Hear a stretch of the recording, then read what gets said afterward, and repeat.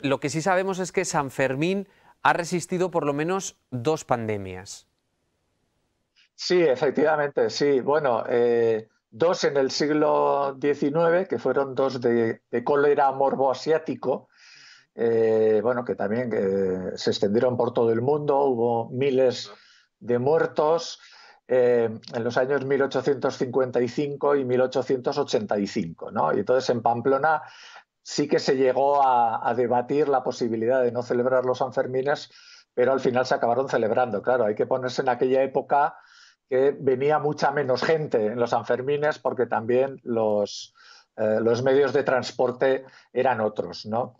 Y luego también en el siglo XX estuvo la famosa gripe española de 1918, que también causó miles de muertos, que también afectó a Pamplona, pero no impidió la celebración de los Sanfermines, sobre todo porque cuando entró con más fuerza en Navarra fue en el otoño de 1918, mucho menos en la primavera y el verano, y por eso los Sanfermines se pudieron celebrar con normalidad.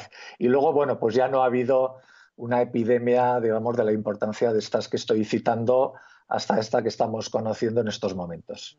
Pero sí que es verdad que esa segunda epidemia de cólera de la que nos hablas, creo que la de 1855, sí que afectó de lleno a Pamplona, sí que se debatió en aquel momento la probable suspensión, pero continuó. Pero es que estamos hablando de más de 13.000 muertos en Navarra. Sí, sí, sí, claro, es que tenemos que ponernos en aquella época, ¿no? No había los medios que contamos hoy. Bueno, en aquella época es que realmente ni siquiera sabían qué era el cólera. Estaban todavía discutiendo si se transmitía por el aire, si era un bichito. En realidad es que no, ni siquiera lo sabían y no tenían ninguna forma de protegerse, ¿no? Porque ya fue muy a finales del siglo XIX cuando avanza la medicina para identificar ya que las enfermedades infecciosas vienen pues, por un virus, por una bacteria y tal, ¿no? Con lo cual, cuando llegaban aquellas epidemias, pues lo único que podían hacer es esperar a ver cuánta gente moría y cuánta gente se recuperaba, ¿no? Bueno, hoy pues ya tenemos otros medios y entonces las epidemias no causan tantos muertos, aunque esta en particular, bueno, pues es una epidemia de las más peligrosas porque en este momento tampoco tenemos un remedio, no tenemos una vacuna, pero bueno, sí que tenemos bueno, pues unos sistemas sanitarios que pueden evitar que la mortalidad sea tan alta como era en otras épocas. No hubo fiestas entre 1808 y entre 1814 por la ocupación francesa, pero ¿has podido encontrar, has podido buscar las crónicas en las que se cuenta cómo se retoman las fiestas después de una guerra de esas características? Eh, no, o sea, no hay apenas crónicas en esa época porque todavía no había prensa. Sí que ya más, adelantando el siglo XIX, empieza a haber prensa local y entonces, bueno, pues no tenemos de primera mano, digamos, una crónica como ya tenemos, bueno, pues finales del siglo XIX o todo el siglo XX, que, bueno, podemos ir y ver lo que cuenta la gente muy en particular, ¿no? Entonces, bueno, nos imaginamos que en aquella época también estaban más acostumbrados, ¿eh?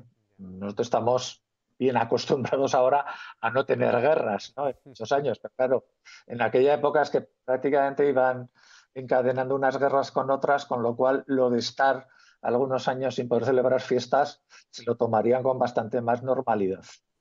Desde luego, donde sí que hemos encontrado ya esa normalidad a la vuelta, por ejemplo, de la guerra civil, que mucha gente estaría, desde luego, con ganas de recuperar la cultura más local, la tradición que, desde luego, reunía y volvía a reunir a esas familias que habían quedado pues, prácticamente todas tocadas por todos los sitios. Sí, bueno, ahí hacemos bastante más en detalle, ¿no? Cuando el año 1939 se vuelven a celebrar los Sanfermines, bueno, pues por un lado digamos que sí se sabe, bueno, es que había muchas ganas, evidentemente, ¿no? Después de la guerra de recobrar la normalidad.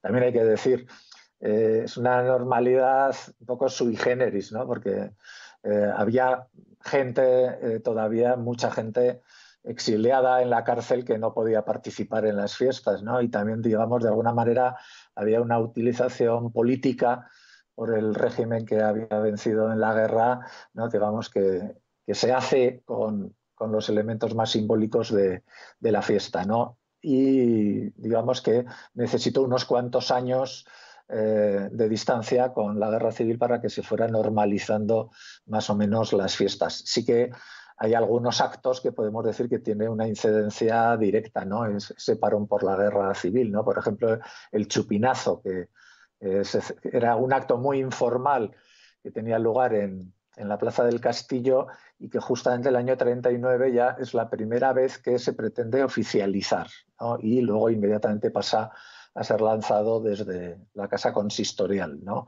Y luego también, bueno, el papel, por ejemplo, de las peñas también cambia un poco antes y después de la guerra, porque también se institucionalizan mucho más después de la guerra.